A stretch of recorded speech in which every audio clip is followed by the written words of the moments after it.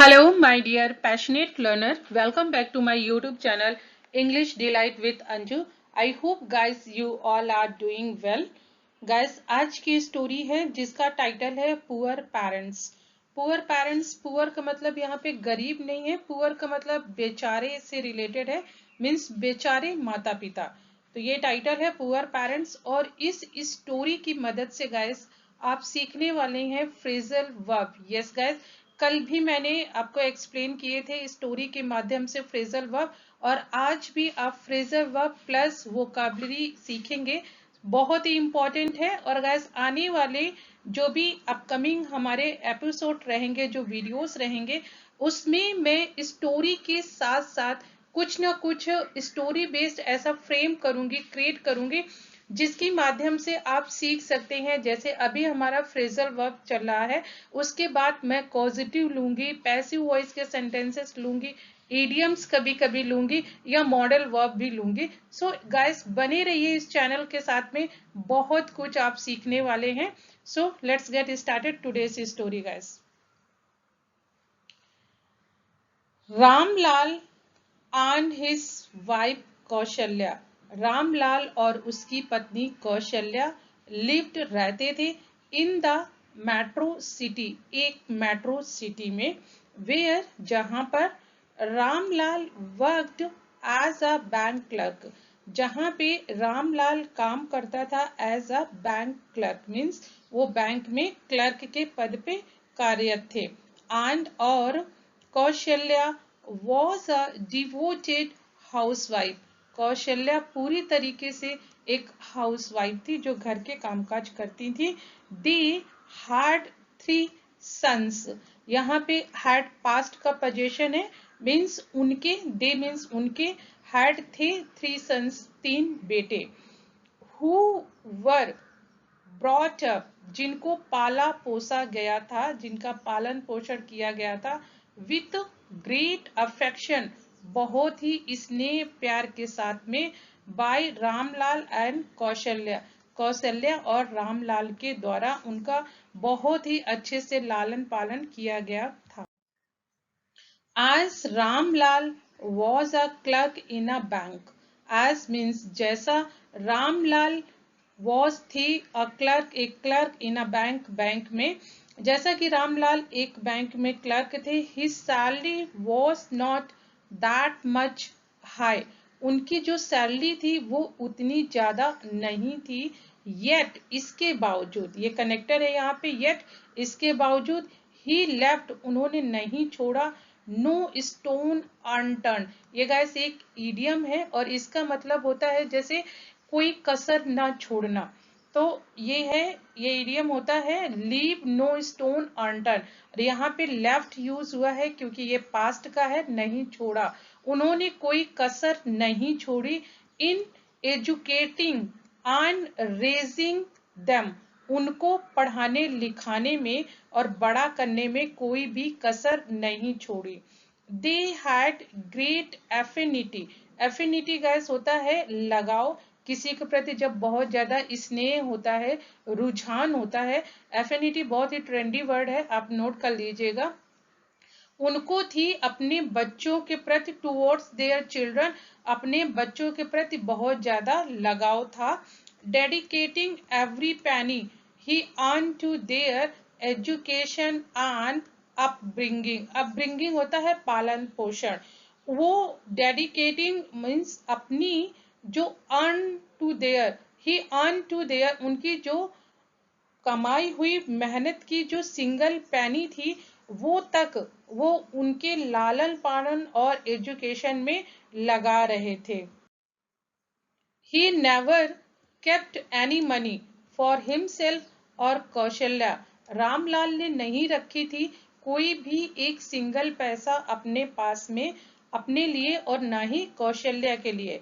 As time passed, जैसे समय बीता, their sons grew up. grow up की सेकेंड फॉर्म grew up, बड़े हो गए, and settled into successful career, और वो अपने सक्सेसफुल करियर में सेटल हो गए, मीन्स जॉब उनकी लग गई, अब वो सेटल हो गए. The eldest became a manager at a multinational company. जो सबसे बड़ा था, eldest था, वो बन गया, become की second form became, बन गया a manager, एक manager at a multinational company, एक multinational company में. The second son, जो दूसरा बेटा था, turn into a respected teacher, बन गया एक सम्मानीय अध्यापक, teacher. And the youngest joined a software company as an engineer. और जो सबसे छोटा था, थर्ड वन, उसने एक सॉफ्टवेयर कंपनी को ज्वाइन कर लिया as an engineer. Ramlal had proudly arranged, Ramlal ने बहुत गर्व के साथ में अरेंज की उनकी शादियां, फॉल ऑल थ्री, तीनों की, each to a girl of their choice, उनकी पसंद की लड़कियों से उन तीनों की शादी को अरेंज किया और करवाई. नाउ, अब रिटायर्ड, वो रिटायर्ड हो गए थे. Ramlal and Kaushalya had grown old, वो अब बूढ़े हो गए थे. वन डे, एक दिन, कौशल्या केम down with a severe illness, एक दिन कौशल्या बीमार पड़ गई एक गंभीर बीमारी से. सीवियर मीन्स गंभीर, इलनेस बीमारी. केम डाउन विथ, ये गाइस एक फ्रेज है. Making it hard for her to manage household chores, अब ये उनके लिए मुश्किल हो रहा था कि वो घर के काम काज को कैसे करें. Means hard for her to manage, उसके लिए ये बहुत अब मुश्किल था कौशल्या के लिए घर के कामकाज करना. रामलाल कंसर्न, रामलाल को चिंता हुई, कंसर्न मीन्स चिंता. सेट, बोला, कौशल्या, इट इज क्लियर, अब ये साफ है, we can no longer keep up with maintaining this house, अब ये तो साफ है कि हम नहीं रख पाएंगे या नहीं रख सकते हैं, कीप अप बनाए, विथ, इस घर को अब हम मेंटेन नहीं रख सकते हैं, ये अब क्लियर है.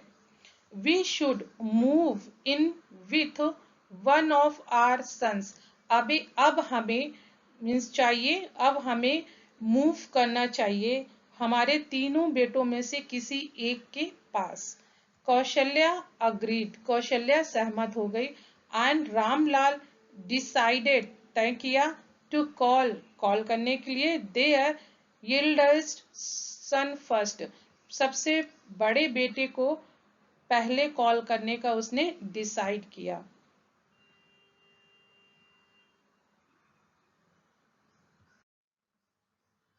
He picked up the phone and said, उसने फोन उठा लिया और बोला, सन, बेटा, your mother is not well, अब तुम्हारी माँ ठीक नहीं है, नॉट वेल नहीं ठीक है, and we can't manage on our own anymore, और अब हम अपने आप से चीजों को मैनेज नहीं कर सकते हैं. कैन यू कम ओवर, क्या तुम यहाँ आ सकते हो, एंड और टेक अस विथ यू, और अपने साथ ले जा सकते हो. His eldest son's wife, बड़े बेटे की जो वाइफ थी, ओवर हियरिंग द कन्वर्सेशन, ये बात सुनने के बाद, कट इन, बीच में, बोली, I am working full time, मैं एक फुल टाइम वर्किंग लेडी हूँ. How can I look after them, मैं उनकी देखभाल कैसे करूंगी. लुक आफ्टर गाइस होता है देखभाल करना, मैं उनकी देखभाल कैसे करूंगी. द सन, जो बेटा था, feeling caught between his parents and wife, feeling caught, फंसा हुआ, फील करना, मीन्स ये कैच की सेकेंड फॉर्म है, कॉट, वो फंस गया था किसके बीच में, अपने पेरेंट्स और वाइफ के बीच में. डिसाइडेड टू, उसने तय किया, कॉल ऑफ, कॉल ऑफ होता है रद्द करना. द प्लान, जो प्लान उनका था, of bringing his parents to live with them, उसने अब कैंसिल कर दिया था अपने माता पिता को अपने साथ में लाना। इंस्टेड इसकी बजाय ही सजेस्टेड उसने सुझाव दिया, why don't you call the middle brother, आप क्यों नहीं करते हो बीच वाले भाई को phone. His wife is a house wife, उसकी जो पत्नी है वो भी हाउस वाइफ है। दे माइट मैनेज बेटर, वो अच्छे से मैनेज कर पाएंगे। Ramlal then called his second son, तब रामलाल ने अपने दूसरे बेटे को फोन किया, एक्सप्लेनिंग उसको बताते हुए द सिचुएशन, पूरी सिचुएशन जो समस्या थी। द मिडिल सन रिप्लाइड, बीच के बेटे जो था उसने जवाब दिया, माई चिल्ड्रन, मेरे बच्चे, आर स्टिल यंग, बहुत छोटे हैं, and my wife is busy all day, और मेरी जो पत्नी है वो सारा दिन उनमें बिजी रहती है। शी, वह, can not possibly take on, वो ये चीजें, ये जो दिस रिस्पॉन्सिबिलिटी, इस रिस्पॉन्सिबिलिटी को वो अच्छे से नहीं निभा पाएगी, टेक ऑन नहीं ले पाएगी।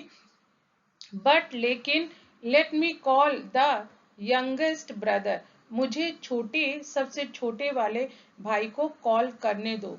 The youngest son receive the call but turn down the request immediately, उसने फोन तो उठाया लेकिन तुरंत उसने मना कर दिया, टर्न डाउन मना कर दिया, रिक्वेस्ट इमीडिएटली तुरंत इस रिक्वेस्ट को मना कर दिया। ब्रदर बोला, my wife doesn't like interference in her life, मेरी जो पत्नी है वो किसी का इंटरफेरेंस पसंद नहीं करती है अपनी लाइफ में, जिंदगी में। Plus our modern life style might be too much for them, और जो हमारा रहने का तरीका है, हमारी जीवन शैली है, लाइफ स्टाइल है, मॉडर्न है, वो शायद उनको पसंद नहीं आएगी। एंड और दे वोंट सर्वाइव हेयर, और वो यहाँ पे सर्वाइव नहीं कर पाएंगे। सर्वाइव एक तरीके से आप कह सकते हैं एडजस्ट। इन डिस्पिरेशन, इन डिस्पिरेशन होता है दुखी में या दुख में। All three sons decided to come together, उन्होंने तीनों ने ये डिसाइड किया, कम टुगेदर मीन्स इकट्ठा होना या साथ में आना, ये एक फ्रेजल वर्ब है। एंड और विजिट देयर पेरेंट्स, और अपने माता पिता के यहाँ विजिट करने का, जाने का।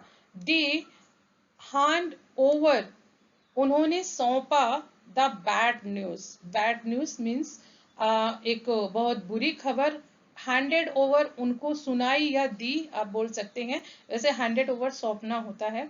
We can take you in, हम आपको अपने घर में नहीं ला सकते हैं, बट लेकिन we will arrange for a maid to take care of you here, लेकिन हम एक मेड को अरेंज कर देंगे जो कि आप लोगों की देखभाल करेगी।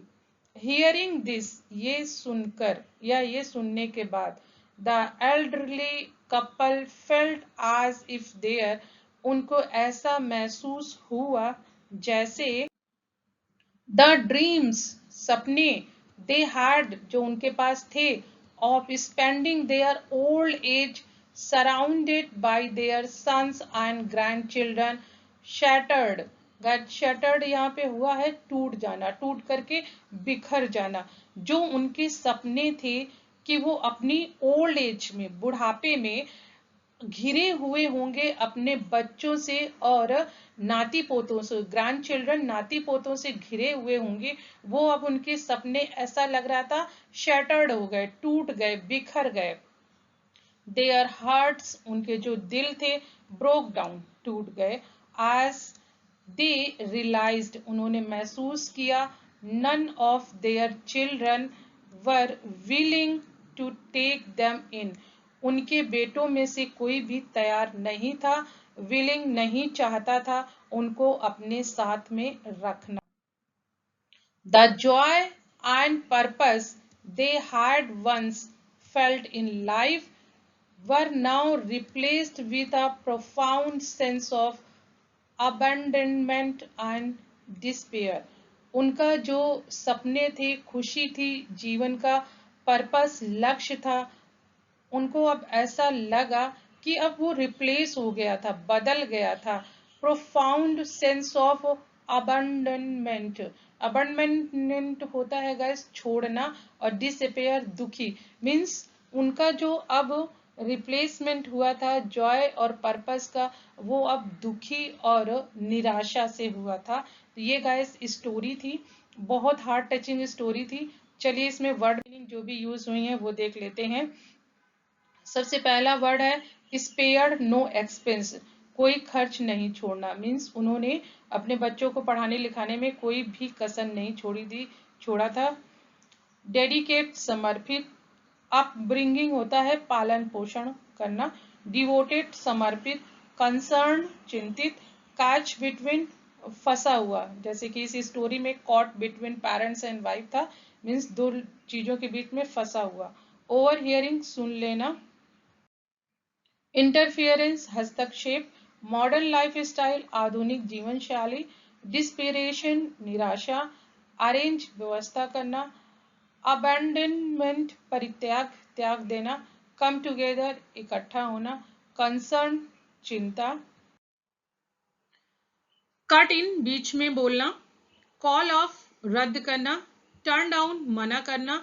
हैंड ओवर, सौंपना। ब्रेक डाउन, टूटना। कीप अप, बनाए रखना। टेक ऑन, लेना।